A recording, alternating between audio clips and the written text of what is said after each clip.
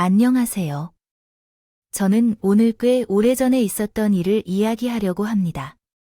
제가 이전 이야기를 꺼내는 이유는 앞으로도 계속 이어지게 될 이야기이기도 하기 때문입니다. 아마도 이건 제가 죽음을 앞둔 상황이거나 멈춰질 때 일어날 것입니다. 그것도 한 사람을 향한 복수에 관한 이야기죠.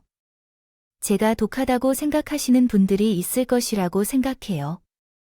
그래도 이 글을 쓰면서도 최대한 솔직하게 쓰고 욕먹을 각오도 역시 단단히 할 겁니다. 죽어서 저승에 가서 벌을 받아야 한다면 그것조차도 기꺼이 억울해하지 않을 생각이고요. 맞습니다. 저는 지독한 여자입니다. 물론 처음부터 그랬던 것은 아니에요. 그는 순하고 여리며 착한 사람이었습니다. 타고난 성품이 그랬죠. 스스로를 낮추고 부끄러워하며 남에게 불편한 소리 한 번도 할 수 없는 그런 성격이었어요. 그러던 제가 조금씩 변하기 시작한 것은 결혼 이후부터였습니다. 결혼 후에는 2년이 흐르면서 남편에게 수시로 폭행을 당하며 살아왔죠. 한두 번씩 올리던 손바닥은 얼마 안 가서 주먹으로, 발로, 손에 잡히는 무언가로 변해버렸어요. 요즘에는 어린 아이들을 때리면 안 된다는 것을 인식하면서 키워야 한다고 교육받았는데 저 또한 어느 정도는 그 말에 동의합니다.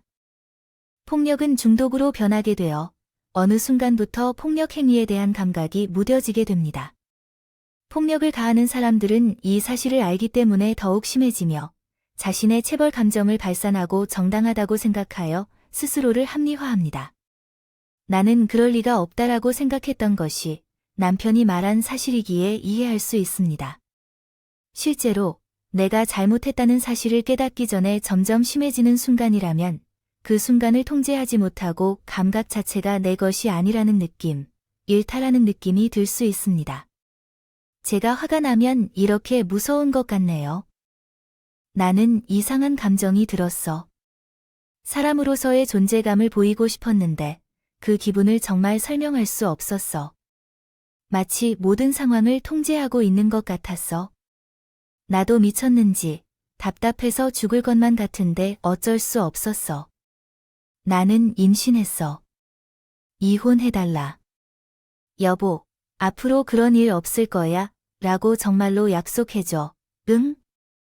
이미 수십 번 더 한 약속이지. 그래서 당신은 내 아들이고 성은 내 옆집 강아지, 어미는 죽어버린 사람이 되었어. 당신이 걸었던 돌아가신 할머니, 할아버지도 모두 내 가족이야. 웃기게도 이제 당신을 대신해 약속할 사람도 없어. 모두 팔아버렸으니까. 이건 나 아빠가 되기 전의 얘기야. 이미 2명의 아이를 떠났어. 타들 두지 마세요. 적어도 이 아이는 지켜야 할 사람입니다. 그러니까 정말로 당신이 이 아이를 생각한다면 저와 이혼해주세요. 그날 저는 남편에게 맞았습니다. 겨우 20대 후반으로 접어들던 당시 제 머리는 고통으로 인해 하얗게 될 정도로 있었죠. 그 후 일주일 만에 남편은 저를 떠났습니다. 아마 그는 자신조차도 멈출 수 없다는 것을 알았던 것 같았어요. 이것이 아이에게 보인 가장 처음이자 마지막 아버지의 모습이었을 것입니다. 그 이후 저는 홀로 아이를 키워야 했습니다. 지금은 양육비와 다른 의무들이 있지만 그때는 그런 것들이 있어도 책임질 사람이 없었던 시대였어요. 그래서 남편의 폭행에서는 자유로워졌지만 지독한 가난에 고된 삶은 크게 변하지 않았습니다. 늦은 밤에는 전기 대신 초를 켜고 있어야 할 정도로 구렁구렁한 삶이었어요. 그래도 전 아이를 위해서 손에 잡히는 일은 뭐든 했어요. 하루에 4시간 이상을 자본 적이 없었고 남의 집 일부터 공사장에서 쓰레기 치우는 일도 했어요. 여자의 몸으로 공사장에서 일하는 것은 어려웠습니다. 저 말고 몇 분이 계셨지만 남자보다 더 견뎌야 한다는 성격이었죠. 모욕적인 발언은 물론이고 성적인 농담은 기본에 욕을 달고 있는 사람들이 너무나 많았어요. 처음에는 울기도 했고 힘들어서 머리털이 빠지기도 했습니다. 그러나 그게 3년, 5년이 지나면서 사람이 변화한다는 걸 깨달았어요. 제가 제 자신을 보호하기 위해 변하게 되었고 사람들의 일에 치이면서 거칠어졌죠. 그래서 아이가 학교에 입학하는 시기에는 욕을 들어도 웃을 줄 아는 사람이 되었습니다. 야한 농담을 하며 비죽하게 웃는 내 모습에 침을 뱉더라도 욕을 2배로 갚아줄 수 있게 되었죠. 물론 욕을 잘하고 싸움을 하는 것에 대해 자랑스럽게 생각한 적은 없었습니다. 자책감을 느낀 적도 많았죠. 게다가 나이를 먹으면서 그러한 욕을 품고 있다는 게 얼마나 무식하고 부족해 보이는지도 잘 알아요. 하지만 그렇게 살 수밖에 없었습니다. 아이를 위해 완전히 변화해야 했기 때문에 그 선택에 대해 조금도 후회가 없습니다. 이 사람들이 저를 거칠고 모질고 독하다고 손가락질해도 저는 당당하게 말할 수 있었습니다. 봐라, 그래도 난 남한테 빌어먹지도 않았고 남이 입던 것을 준다거나 입혀주지도 않았습니다. 먹고 싶은 것을 다 먹이면서 아쉬운 소리 한 번도 안 하고 내 아들을 잘 키웠다고 말할 수 있습니다. 아이가 중학교에 올라가는 무렵에는 아는 사람을 통해 노백 기술을 배웠고 3년 동안 쫓아다니면서 현장을 다녔습니다. 그리고 고등학생이 된 아들에게는 모든 것을 해줄 수 있는 능력도 생겼습니다. 더 이상 떨어진 철근이나 시멘트, 조각이나 지우던 것은 제가 아니었어요. 제 밑에서 일을 배우겠다는 젊은 사람도 생겼을 정도였기 때문이죠. 그렇게 저는 이혼 후 17년 만에 집도 마련했습니다.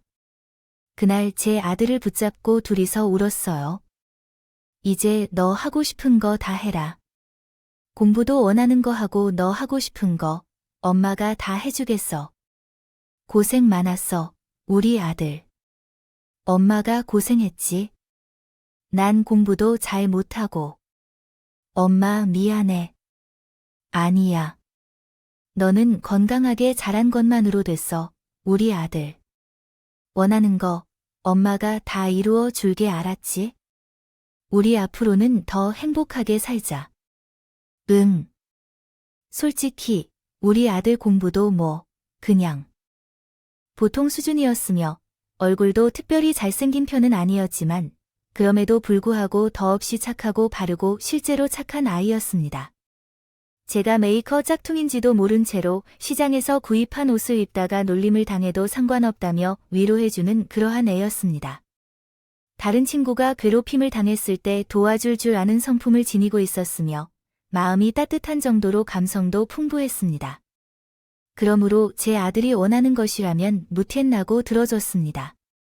아픈 친구를 위해 자신의 저축금을 골라내겠다는 것이나 교통사고로 입원한 친구의 간호를 도와주겠다고 말할 때는 저 또한 손을 내밀고 도왔습니다.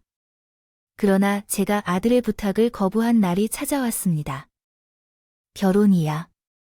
엄마가 그 사람하고 이야기를 좀만 해봐도 엄마 생각이 변할 것 같다고 해서 엄마는 아들을 못 믿어. 아, 진짜 좋은 사람이야. 착하고 좀 상처가 있을 뿐이라고.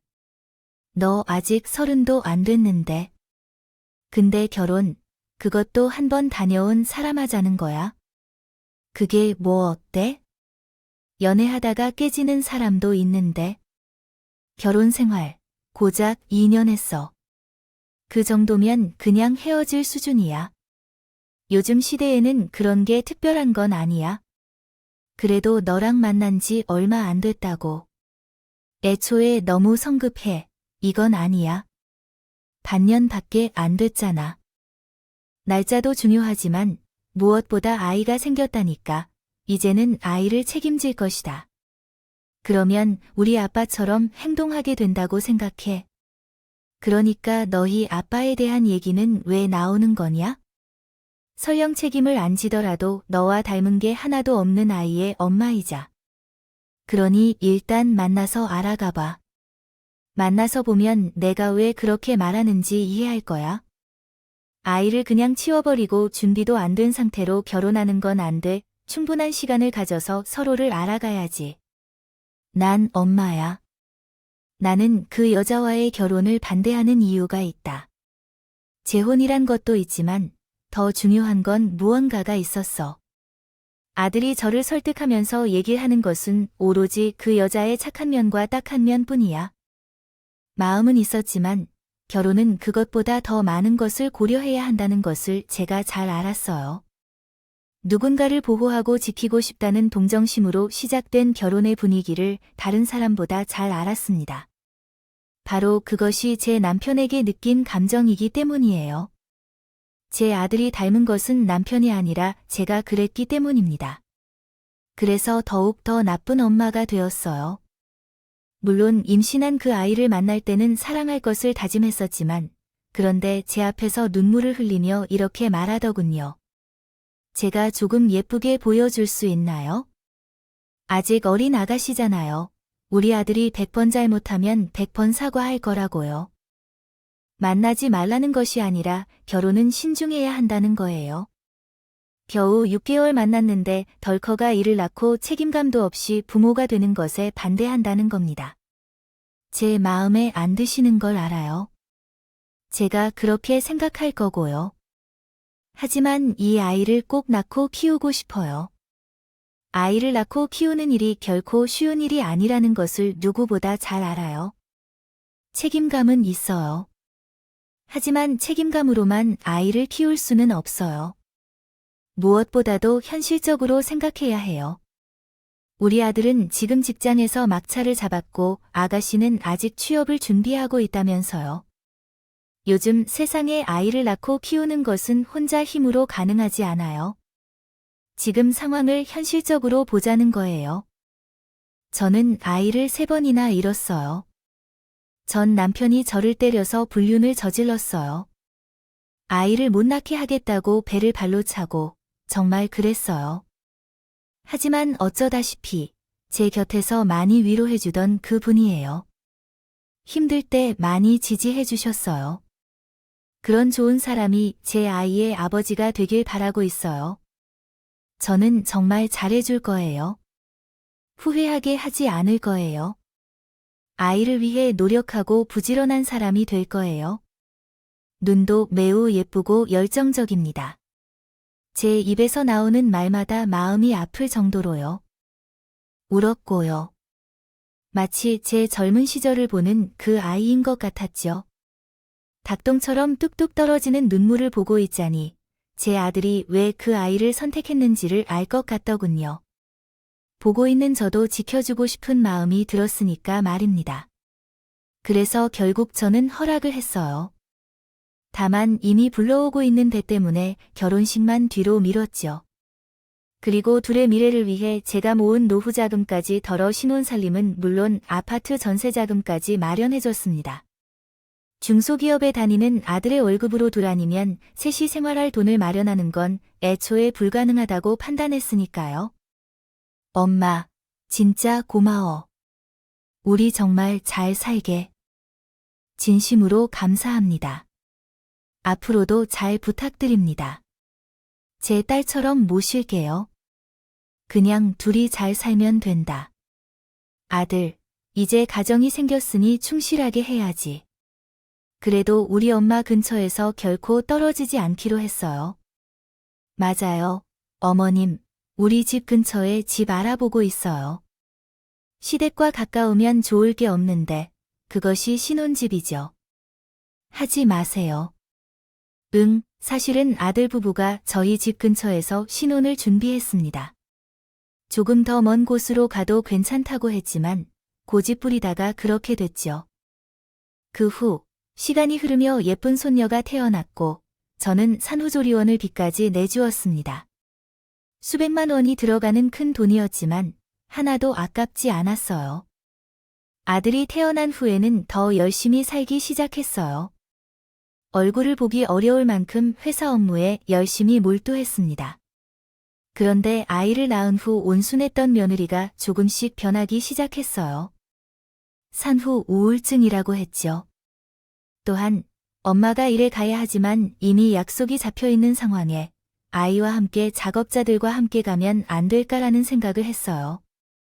그 사람이 병원에 가야 된다고 하니 오늘은 아이와 함께 있고 싶다고 하잖아요. 어떻게 해야 할지 막막해지면서 어딜 때려놓아? 내가 엄마가 도배하는 곳이 어떤지 몰라서 하는 말이죠. 공사판보다 더 많은 먼지가 있는데 한 번 갔다 오면 코 속에 까만 먼지가 남을 정도로요. 곰팡이도 있고 아기를 데려가기에는 환경이 좋지 않아요. 그럼 어떻게 해야 할까요? 난 회사에 가야 하는데요. 우선은 엄마가 아는 친구 집에 맡겨보자. 하지만 계속 이렇게 하면 안 돼요.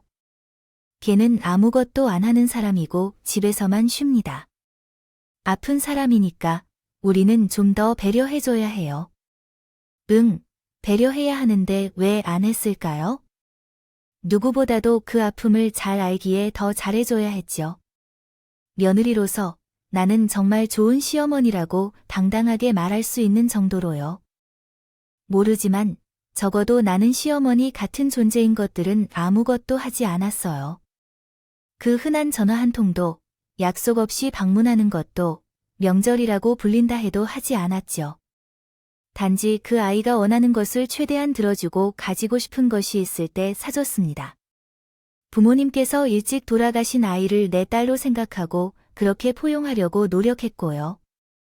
그러나 아이를 낳은 이후로 손주를 돌보는 건 대부분 내 책임이 되었고 말았어요. 한 달로 따지면 내가 25일은 데리고 있었을 겁니다.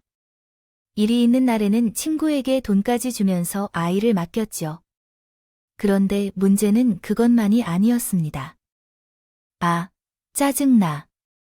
왜 그들이 계속 울어? 진짜 하루 종일 시끄럽고 참을 수가 없어. 여보, 아가가 가려워해서 그래. 아토피 때문이래. 그래서 먹은 것은 제때 치우고 방도 청결하게 하고 환기도 자주 시켜야 해. 너무 뜨거운 물로 목욕시키지 말고. 모르겠어. 우울증이 더 심해질까 봐 걱정돼. 귀가 울리는 것 같다고 해. 얼른 어머니 집에 맡겨둬. 집에서 쉴 수가 없잖아. 야, 조용히 좀 해. 그 뒤에는 날카롭지만 웅얼거리는 소리였고 아기 우는 소리와 섞여 제대로 듣지 못한 부분도 있어서 적지 않았어요. 정말 우연히 아들과 며느리가 싸우는 것을 듣게 되었어요. 아마도 아들이 바지 주머니에 쑤셔 넣은 휴대폰 때문에 실수로 제게 전화가 왔을 겁니다. 그리고 그 일로 아들이 아이를 맡기는 이유가 우울증 때문만은 아니라는 것을 알게 되었죠. 아이에게 아토피가 있다는 것은 처음부터 알았지만 집이 더럽다는 것은 전혀 몰랐어요. 그래서 일부러라도 제가 더 맡아주겠다고 하고 아이를 돌봤습니다. 엄마, 너무 고마워. 덕분에 내가 좀 살겠어. 그래, 애미는 괜찮고 정신과 병원은 꾸준히 다니는 거지. 정신건강의학과에 다니고 있어요. 그래서 금방 괜찮아질 거라고 생각해요. 그러면 엄마에게도 더 이상 걱정을 끼치지 않을 거예요. 곧 다시 이전의 모습으로 돌아올 거라고 믿어요. 초반에는 나도 엄마에게 잘했죠. 조금만 참고 기다려 주세요. 응, 너도 힘들 것 같은데 내가 괜한 소리를 했군요. 아니야, 그런 정도로 물어볼 수 있는데요, 엄마. 아니었으면 이렇게 못 살았겠죠. 조만간 제가 더 잘해줘서 진짜 행복하게 살 거예요. 그러나 산후우울증은 아이가 태어나고 3년이 지났지만 여전히 나아지지 않았어요. 아들이 뭔가를 말하려 하면 공황장애가 오는 것처럼 느껴지거나 갑자기 죽고 싶다는 협박을 하기도 해요. 그 증상은 무슨 일인가요? 무슨 질병인가요? 정신병이 있는 걸까요? 그렇게 많은 것들을 처음 알았습니다. 써보려고 하면서도 제대로 기억이 나지 않지만 대략 5가지 정도가 있었어요. 병원에도 꾸준히 다녀가고 해달라는 부탁은 다 들어줬는데도 나아지지 않고 오히려 시간이 지날수록 질병이 악화되는 느낌이었습니다. 일이 그렇게 됨에 따라 속내를 잘 비추지 않던 아들도 힘들어하며 조금씩 얘기를 했습니다. 원래 결혼이 이렇게 힘든 건가 싶기도 하고 요즘은 자꾸 속이 답답해서 무슨 일이 있는지 아닌 그냥 얼른 그 사람이 좋아지길 바란다는 말이라는 것이었어요. 정신적인 문제가 생각보다 어려울 수 있다는 거 있잖아. 그래도 이전보다는 좀 나아졌다는 것 같아요. 친구들을 만나러 나가기도 하고 가끔씩 술도 한잔하는 것 같긴 한데 물론 대부분은 집에만 있어요.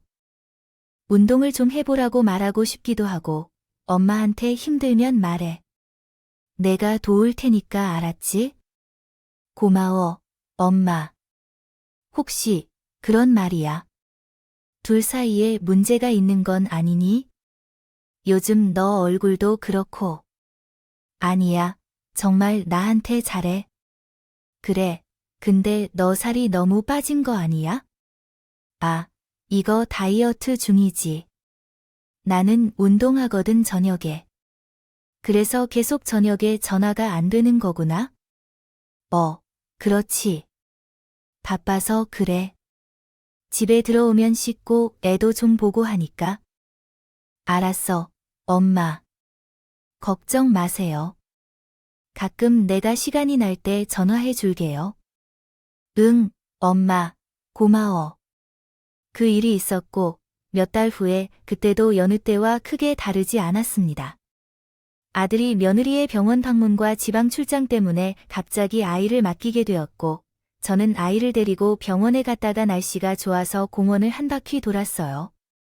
하지만 그날 제가 일정이 있어서 어쩔 수 없이 오후 2에서 3시쯤 친구에게 아이를 맡겼습니다. 그리고 인부들과 함께 현장에서 노비를 시작했어요.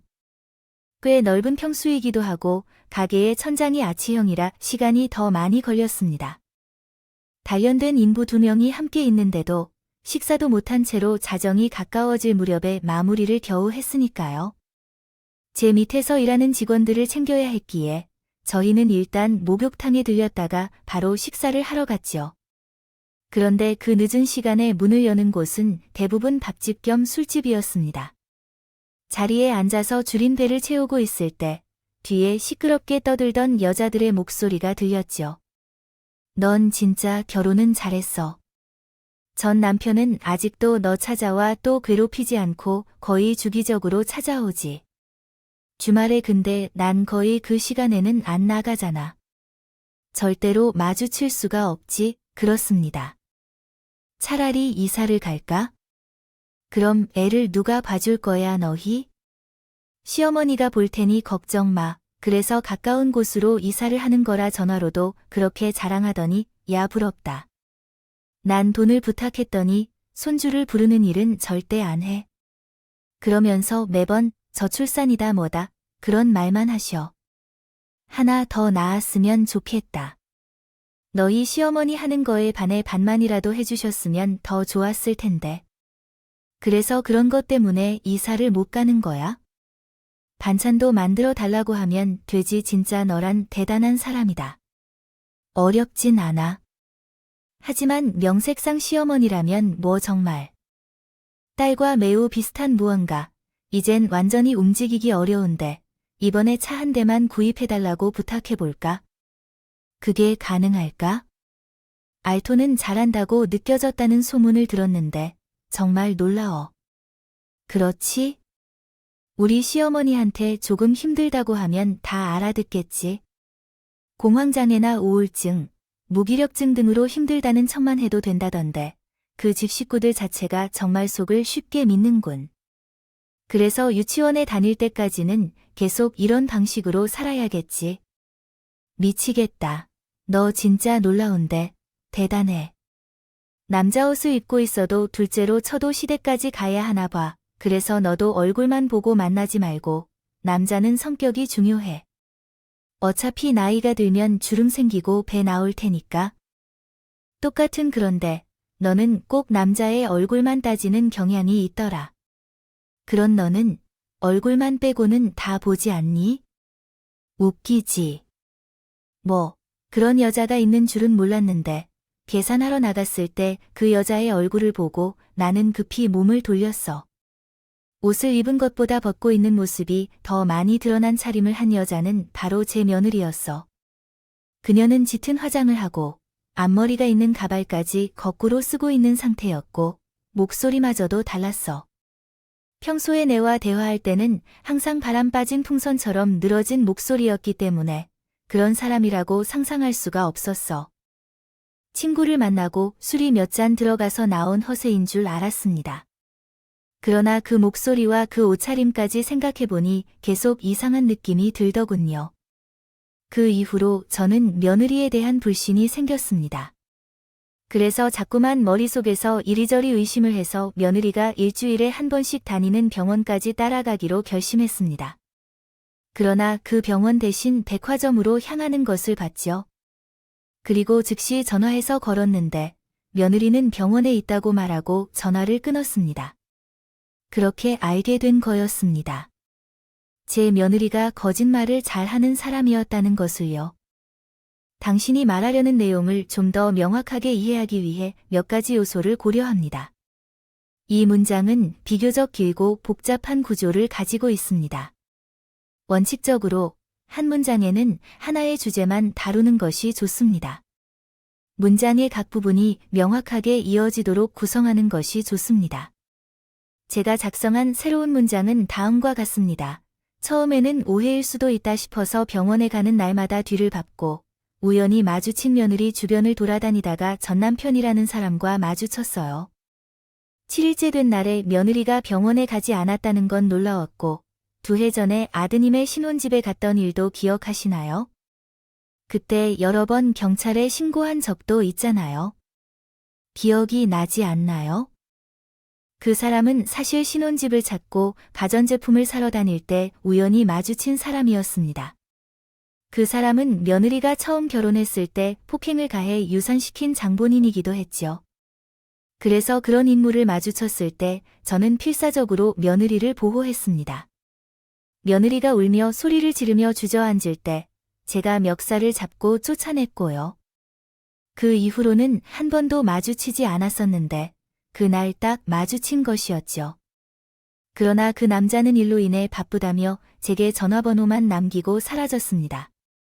그리고 허무하게 돌아온 날 아들로부터 전화 한 통을 받았죠. 엄마, 지금 병원이에요. 조금 와주실 수 있어요? 왜 병원이에요? 왜? 갑자기 제 아들이 병원에서 쓰러졌다는 연락을 받았습니다. 기억은 없는데 병원에 실려왔다는 거였고 다행히 도착했을 때 큰 이상 없이 수척해진 얼굴로 저를 가만히 쳐다보더군요.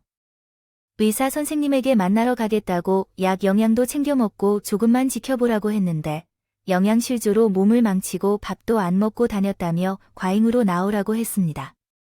엄마 미안하다고 하면서 갑자기 눈물을 흘린 아들에게 죄송하다고 말했습니다. 어떻게든 시작했습니다. 놀라서 아들의 어깨를 쓰다듬어 주었지요. 그러다가 아들이 충격적인 말을 했어요. 사실 나 이혼하고 싶어, 엄마. 뭐, 그게 무슨 알아. 내가 고집부려서 한 결혼이라는 것도 엄마가 하지 말라고 했던 일도 다 그래서 더 버텼어. 악물고 참고 계속 버텼어. 그런데 이건 아닌 것 같아. 아무리 생각해도 이게 결혼이 아닌 것 같아. 아들은 한참을 울면서 사과를 하고는 덤덤하게 일을 말하기 시작했어요. 그 일은 배달음식 주문이었다고 합니다. 아이를 낳기 전부터 전조가 있었다고 하는군요. 집에 오면 늘 아무렇게나 쌓여 있는 것을요. 음식 배달에 돈을 많이 썼다고 말씀하시는군요. 처음에는 임신 중이었고 맛있는 것을 많이 먹고 싶었기 때문에 괜찮다고 생각했다고 합니다. 그런데 몇 달이 지나니 거의 200만 원이 들어가서 문제가 생겼다고 하시는군요. 그래서 카드를 만들어서 사용하기 시작했습니다. 아이를 낳으면 상황이 나아질 것이라고 생각하기도 했고요. 그러나 돈이 계속 늘어나기만 하고 배달 음식비 외의 생활비, 공과금, 보험료, 그리고 문화생활을 위해 드는 비용이 더 증가했고 거의 매일 쇼핑까지 하시는 것으로 보아 상황이 더 악화되었습니다. 그래서 아이까지 나오면서 지출이 더 많아지고 병원비도 추가되어 소액 대출을 하다가도 부족해서 결국 카드로 현금을 대신 사용하게 되었습니다. 서비스까지 받게 됐어요. 일단 생긴 뒤지니 내가 해결하려 했죠. 엄마한테 잘 사는 모습을 보여주고 싶었고 그래서 회사 끝나고 대리 운전도 했어요. 어떻게든 버텨보려고 했다고 하더군요. 아이가 조금만 더 커지면 산후 우울증이 끝나면 이런 식으로 자기 자신을 설득하면서 말씀하시는 거예요. 하지만 문제는 돈에서 끝나지 않았어요. 투잡을 하면서도 집에 들어오면 집안일도 잔뜩 쌓여 있었다고 합니다. 허물처럼 벗어둔 아내의 옷을 정리하고 청소를 하고 설거지에 빨래를 하고 아이를 씻기고 불을 피우고 쓰레기를 버렸다고 하더군요. 아토피가 있는 아이 때문에 청소를 신경 써야 했지만 이렇게 육아와 집안일을 함께 해야 했던 것 같아요. 도저히 걸을 수가 없었고 며느리에게 맡기면 아이의 피부가 늘 뒤집어지니 음식까지 미리 자신이 요리해서 준비를 해뒀다고 했어요. 그러면서 본인을 챙길 시간이 부족해진다고 했습니다. 모든 일을 끝내고 나면 밀려오는 허기에 수저를 들었다가도 떨어진 식욕에 물려오는 피로까지 같이 온 것 같았어요. 그렇게 한 번, 두 번 끼니를 거르다가 보니 어느새 배고픔도 느껴지지 않았다고 해요. 몸은 괜찮다고 생각했는데 어느 날부터 손톱이 종이처럼 찢어지고 머리카락도 자꾸 빠지더라고요. 근데 이게 병원에서 영양결핍이 온 증거라고 하더라고. 아, 이거요. 말 잘했어야 했는데 내가 바보야. 왜 그렇게 했어? 왜? 엄마한테 면목이 없어서 결혼을 말려서 그렇게 행복하게 살 줄 알았어. 내가 그 사람을 구원했다고 생각했는데 그게 아니었어. 근데 이런 생각을 하는 나 자신이 너무 소름 끼치고 싫어. 엄마.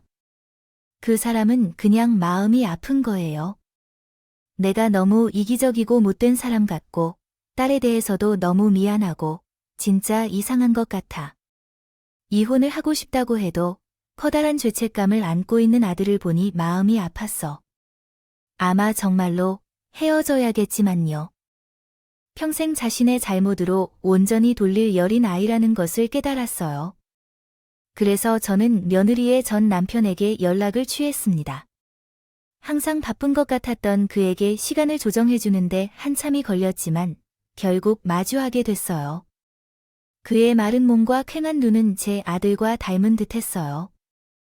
이전에는 그 퀭한 눈이 이혼한 마누라를 찾아다니는 미친 사람의 눈이라고 생각했지만 다시 만난 그 사람은 피곤하고 힘들어 보였어요.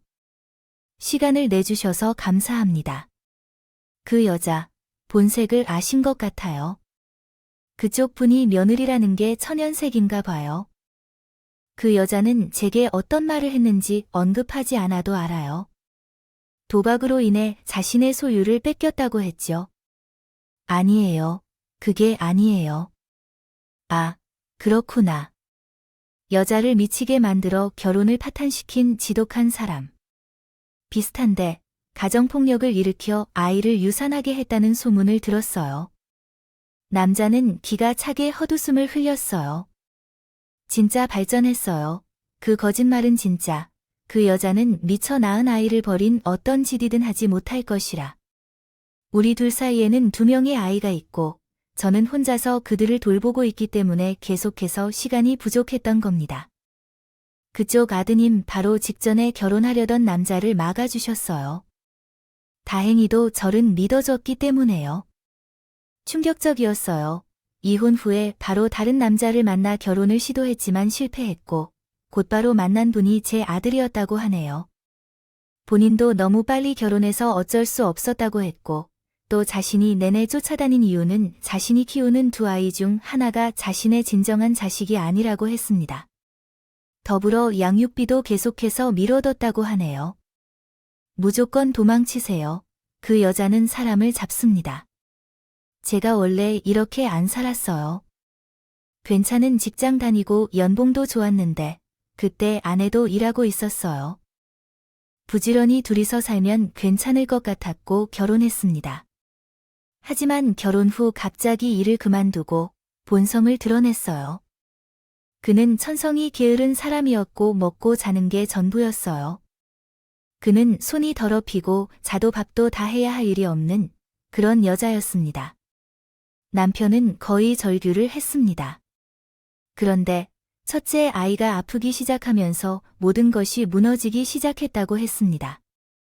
병원비, 수술비, 생활비까지 빚만 늘어가는데 병원에서의 간호조차 하지 않았다고 했어요. 그것까지 귀찮아했고 또한 둘째를 가졌다는 핑계를 대었다고 합니다. 그 둘째가 문제였어요. 제 아이가 아니었던 거죠. 그럼 그 아이는 엄마가 키우게 했으면 죽었겠죠. 아니, 아마 고아원에 바로 버렸을 겁니다. 그 여자 본성이 게으른 여자예요. 그 여자가 열심히 몰두하는 건 먹는 거, 마시는 거 그리고 쇼핑하는 게 전부일 겁니다. 이따금 지루할 때 바람 피우는 거 근데 제가 봤을 때 그 여자 바람 피우는 게 일이라는 생각도 들어요. 유일하게 노력하는 순간이 다른 남자 만나는 거죠. 그게 무슨 말이죠? 그 여자는 알아요. 이제 이 남자는 날 버리겠구나. 그걸 알고 둥지를 갈아타는 거죠. 그래서 순진한 사람 꼬여서 그 자리에 앉아서 또 똑같은 짓을 하는 겁니다. 처음에는 단순히 바람이라고 생각했지만 그녀는 남자를 만나는 것조차 귀찮아합니다. 자신을 부양해줄 사람을 찾아다니는 건 그냥 그녀의 방식일 뿐이죠. 모를 수도 있지만 그 여자가 이제 30 초반인데 다른 남자들의 삶도 몇 차례 파괴될 거예요. 그녀를 관찰해 보세요. 제가 그걸 막으려 했지만 그날 제 행동으로 인해 정말 죄송합니다. 당시 저도 충격을 받았어요. 그래서 앞으로 그 여자를 찾지 않을 거예요. 좀 찜찜하긴 하지만 양육비를 주겠습니다. 그 여자에게 양육비를 주기 전에 그녀를 따라다닌 것은 아이의 아버지를 알아보려고 한 거였어요. 아이를 데려다 줄 예정입니다. 아니죠. 그게 아니고 이미 처해 있던 상황에서의 의견입니다. 들었고, 저 혼자 어린애들 2명을 키우는 것은 솔직히 너무 힘듭니다. 빚도 갚아야 하니까요.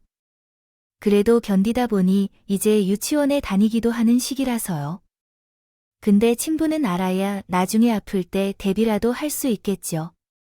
제 첫째 아들이 아팠던 것 때문에 불안해서 그래서 더 쫓아다니는 겁니다. 무엇보다 제 미래가 불안정하니까요. 자세히 들어보니 사정이 참 딱합니다. 빚독촉이 회사로 오더니 눈치가 보여 결국 퇴사를 했고 그 이후로는 계속해서 배달이나 대리를 하며 돈이 급할 때는 공사판까지 오가고 있다고 했어요. 그래서 저는 문득 제안을 했습니다. 혹시 제가 아는 도배일을 배워볼 생각이 없냐고요. 저도 여기저기서 들어봤는데 배우기에는 시간도 걸리고 돈도 좀 듭니다. 일도 힘들죠. 초반에는 돈도 받지 못하는 경우가 많아요. 하지만 제가 가르치는 사람이라서요. 아니 갑자기 남자는 조금 당황했는지 말까지 더듬었습니다. 팀 단위로 움직이기 때문에 일이 있을 때는 미리 공지가 됩니다. 또한 쉬는 시간에 다른 일도 병행해도 됩니다. 어깨도 허리도 나가기도 하고 힘들긴 해도 공사장에서 벽돌을 나르는 것보다는 위험하지 않고 돈도 2배 이상이고 안정적으로 자리를 잡아서 나중에 독립해도 된다는 점이 있어요. 시간 측면에서도 다른 일에 비해서 더 짧아요. 손을 맞잡으면 일을 빨리 마칠 수 있어요. 대부분은 아침 일찍 시작해서 오후 3시에 끝나기 때문에 아이들과 함께 보낼 시간도 많을 거예요. 남자는 한참 동안 말을 이어나가지 못하다가 결국 울음을 터뜨렸습니다. 그리고 그 후로 계속 감사하다, 고맙다는 말을 했어요. 마무리로 일단은 하는 일을 조금 정리하겠다고 말한 후로 그렇게 작별하고 저는 일단 유전자 검사를 진행했습니다.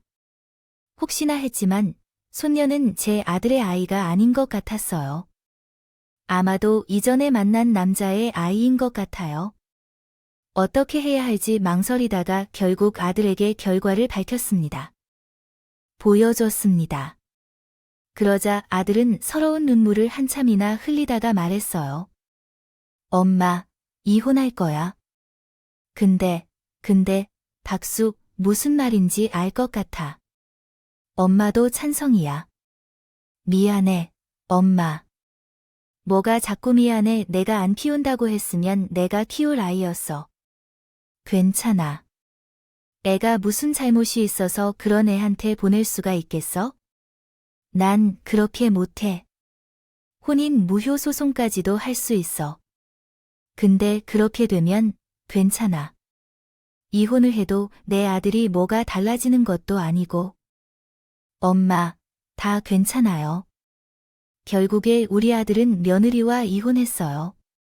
며느리는 거의 맨몸으로 쫓겨날 정도로 쫓겨나게 되었고, 심지어 제가 선물했던 가방과 구두를 모조리 불에 태웠어요. 아들의 집에 있던 며느리의 물건은 물론 며느리의 흔적이라도 있는 것은 모두 팔거나 버렸어요. 서류 정리가 완전히 끝났을 때 다행히 아들은 일상으로 돌아왔어요. 남은 카드빚은 제가 정리해 주었고 신혼집을 정리하고 우리 집에 들어와 영양 상태도 많이 좋아졌어요. 더구나 매일 아토피 때문에 힘들어했던 손녀의 상태도 우리 집으로 완전히 옮기면서 나아졌어요. 그리고 약속도 지킬 수 있었어요. 며느리의 전 남편인 그 사람이 제 밑에서 일을 시작했으니까요. 모든 게 조금씩 순조롭게 돌아가는데 그 중에서도 실패한 것은 나였습니다. 하루에 12번 이상도 깨어나서 가슴을 붙잡고 숨을 허덕이던 날이 많았죠.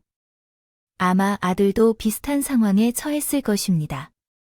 그러나 난 그런 상황이 나아지지 않았어요. 아무리 해도 우리 아들이 폭력을 행한 것이라거나 바람을 피운 것이라는 악몽을 자주 꿨어요. 그런데 며느리의 전 남편이 갑자기 며느리에 대해 이야기를 꺼내더라고요.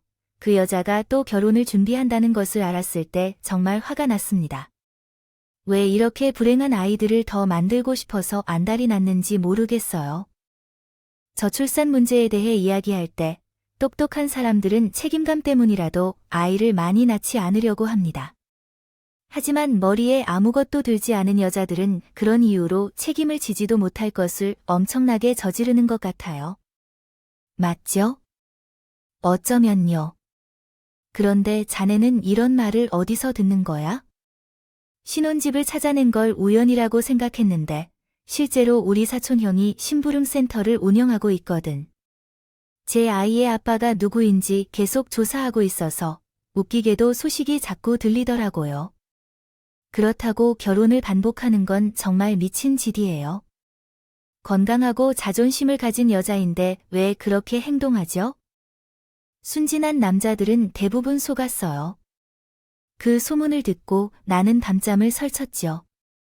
그래서 아침에 그 사람에게 연락해서 결혼을 계획 중인 남자의 회사를 알아냈습니다. 그리고 남자를 만나게 해달라고 요청했고 그것까지 해냈습니다. 그러나 나를 믿지 않더군요. 마치 예전의 나처럼 말입니다. 내가 그 말을 하자며 며느리 전 남편도 심각한 걱정을 했어요. 다시 그 여자와 함께 가지 마세요. 그러다가 정말 큰 문제가 생기려나요? 명예훼손 혐의도 있고 그 여자의 성격 또한 보통이 아닙니다. 사장님께 어떤 짓을 할지 알 수가 없어요. 남자도 지금은 눈빛이 변했을 건데 나는 그냥 넘어갈 수 없어서 이렇게 했습니다. 당신도 알잖아요. 알죠. 그러니까 차라리 저와 같이 가요. 남자한테 말고요. 결국 우리는 남자의 집으로 찾아갔습니다. 외아들을 키우고 있는 부부였는데 우리는 침착하게 상황을 설명했고 우리가 갖고 있는 증거들을 보여줬어요. 그리고 가장 중요한 유전자 검사 결과까지 보여줬습니다. 그리고 일주일 정도 뒤에 며느리가 씩씩거리면서 저를 찾아왔어요. 미쳤어요. 진짜 돌았구나. 이제 당신하고 나란 남이야. 나 마라. 그리고 지금 이런 짓 하면 고소감을 느끼게 되겠어요. 내가 어딘가 한번 미친년처럼 고소해봐. 그래서 콩밥 좀 쳐먹어야 정신이 들겠어요. 감히 내 결혼에 똥물을 튀겨. 이제 아주 쌍으로 지랄이네요. 며느리가 제 머리카락까지 잡았습니다. 하지만 저는 울 때를 지켜뱉었어요. 캑캑거리며 숨도 제대로 못 쉬고 있는 며느리를 가만히 바라보고 있었는데 그때 정신이 들자 제게 돌진했더군요. 하지만 저는 그 팔을 잡아 뒤로 제껏 밀어냈습니다. 게으름 때문에 자기 식사 그릇조차 챙기지 못하는 30대 여성, 그리고 반평생 도배 일을 하며 어른이 되어온 제 자신은 사실 싸움 그 자체가 일어나지 않았죠. 저는 엎드려 웅크리고 있는 며느리의 얼굴에 침을 뱉은 뒤 가장 끔찍한 욕을 제치지 않았습니다. 파랗게 질려서 벌벌 떨고 있는 그 모습을 보니 마음이 시원했어요. 그러니까 이제 마무리 지어야죠. 근데 너가 떠난다면 그만큼 좋겠어.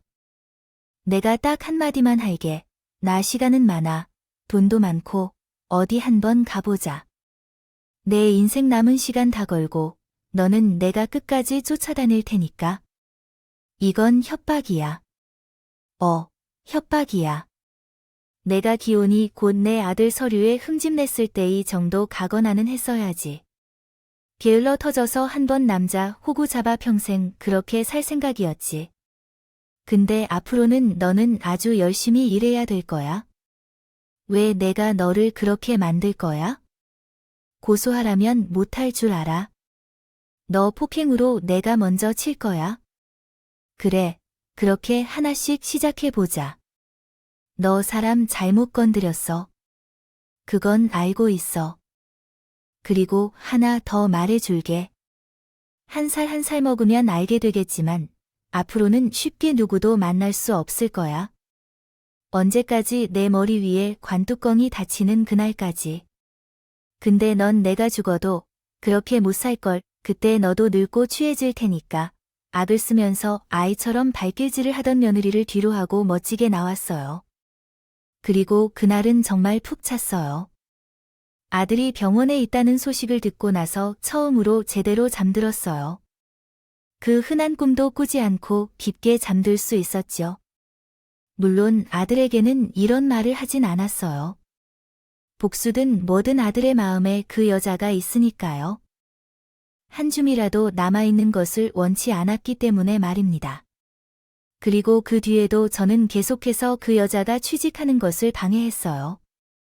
아무것도 잃은 적 없이 남자를 잘 만나서 결혼하는 것처럼 취집하는 것을 요즘에는 말합니다. 물론 이런 죄를 만족시키는 사람들도 있습니다. 복수에는 안 좋은 면이 있다고 얘기하며 자해하는 것이 복수라고 하는 사람들도 있어요. 저도 어느 정도는 동의합니다. 그러나 각 사람의 성격은 다르니까 이러한 복수의 방법도 서로 다르게 해야 한다고 생각할 뿐입니다. 머리카락을 잡아 집을 파괴하는 것도 용서하고 잘 살아가는 것도 모두 맞지 않는다고 생각해요. 저는 오랜 시간이 걸려도 하나씩 할 줄. 잃는 것을 좋아하는 사람입니다. 그래서 제 인생에 소중한 시간을 투자했다고 생각해요. 나아가, 그러고 나면 속도 후련하고 말이죠. 그렇게 저는 지금까지 쭉 그렇게 살고 있습니다. 아들이 이혼한 지 6년이 넘었고, 제가 이제까지 취직을 막은 적이 3번이나 되었고요. 한동안 뜸했습니다. 순진한 남자를 만나지 못한 것인지, 취직하고 쥐죽은 듯이 살았었죠. 그런데 마침내 어제 새로운 소식을 들었어요. 아주 몰래 결혼식을 준비하고 있다는 사실이었죠. 그 소식을 알려준 이젠 어엿한 관리자가 된 며느리의 전 남편은 저를 막았습니다. 이미 늦은 것 같아요. 당장 내일 결혼식인데 사장님은 이번에는 그냥 포기하세요. 이미 물밑 작업은 다 끝났을 거고 정신병자 취급을 받을 겁니다. 그 여자가 하는 짓을 아시잖아요. 저번에 스토킹으로 신고해서 당했고 그게 왜 그랬는지 알지요. 당당하게 벌금도 냈습니다. 그러한 이유로 돈을 벌고 있는데 그리고 이건 단순한 복수가 아닙니다. 다른 사람들은 다 제 아들로 생각하고 그럴 것이니까 명백히 보호의 감이 가까운 상황이죠. 설령 내가 미쳤다는 취급을 받고 쫓겨도 괜찮아요. 진심은 항상 통할 거라 믿어요. 그래도 정말 문제가 있을 것 같아 걱정돼요. 같이 갈까요? 괜찮아요. 당신 대신 새로운 사람들이 들어온다고 합니다. 직원들에게 일을 가르치고 있어서 오랜만에 뷔페에 가서 식사를 할 거니까 축의금도 내야겠지. 돈을 내야겠지만 그것은 당연한 일이죠. 1,000원도 아깝지만 통전은 티가 나니까 먼저 가서 찾아볼게요. 혼인신고는 나중에 하도록 설득할 생각이에요. 아마 이 글을 보셨을 때는 제가 결혼식에 참석한 뒤가 될 겁니다. 아마도 지금까지도 아직 잠을 자고 있을 거예요. 제가 지금 눈처럼 하얀 양복을 준비해 놓았어요. 결혼식에 입고 갈 전투복이라고 생각하시면 됩니다. 정말 오늘은 더 기대되고 두근거리는 밤이에요. 제 현재 진행 중인 복수 이야기가요. 재미있으셨기를 바랍니다. 그럼 잘 다녀가세요.